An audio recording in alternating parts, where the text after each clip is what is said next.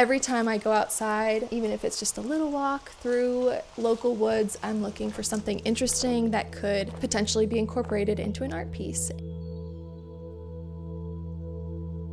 I really like this way of existing because I will never run out of things to be inspired by. My name is Rosalie Haizlett, and I live in Elkins, West Virginia, and I'm a nature illustrator.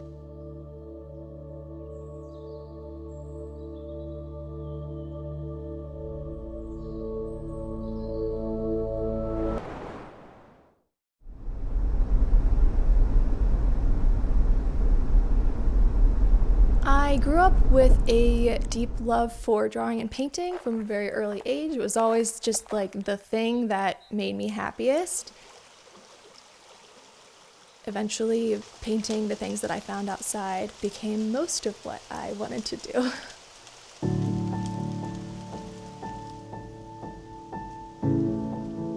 I just find a bottomless reservoir of joy when I'm outside. I'm always keeping an eye out for things that I've never seen depicted in art before, especially the kind of quirkier creatures and plants and lichen and mushrooms that I see along my path. I like to try to see and observe pretty much everything that I depict in my art in person. That's important to me because it helps me to be more excited about my subject matter and also to communicate what I saw more authentically. I don't remember a time in my life when I didn't do watercolor. I really like that with a physical medium, you can't tweak endlessly. Even though you can learn to have a lot of control to get fine details, there's still an element of mystery when you put down a little bit of paint. You don't know exactly which direction it'll go or how the paint will dry, the texture that you'll end up with, so I really like that intrigue. I've kind of made it part of my mission to show Appalachia in a positive light.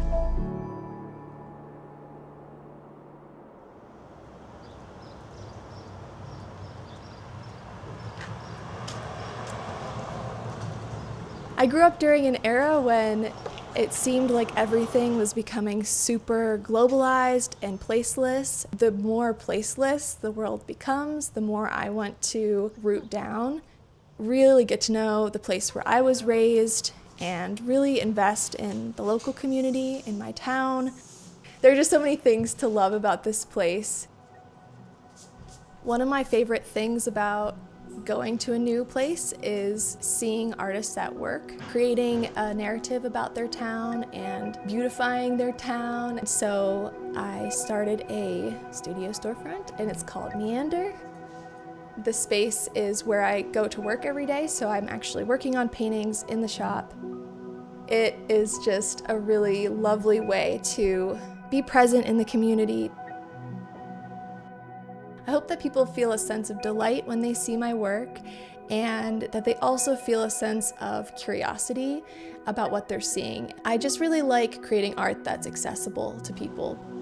I have encountered so many people who have said to me, I didn't think I liked art, but this, like I understand this, like painting of a trout.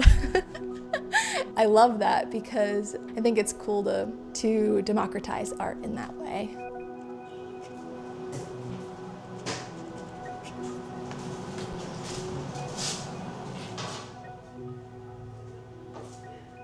Unfortunately, the arts are one of the first programs to go, especially in rural schools that don't have a lot of funding. So whenever I work with kids, I really like to share with them this idea that you don't have to grow out of being curious and finding delight and joy in tiny little strange things in nature. I like to show them that you can continue to have a life that's exciting and interesting and fun.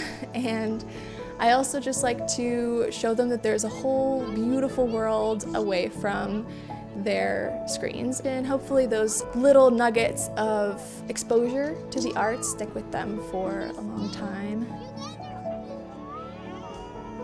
I'm about to have my first baby, and One of the things that I hope that he takes away from seeing my work and growing up around a mom that does this type of work is that childlike curiosity isn't just for children, and that you can maintain that sense of awe and wonder no matter how old you are. Also just enjoying the beauty of the world. I love that that's part of my job because it continues to fuel me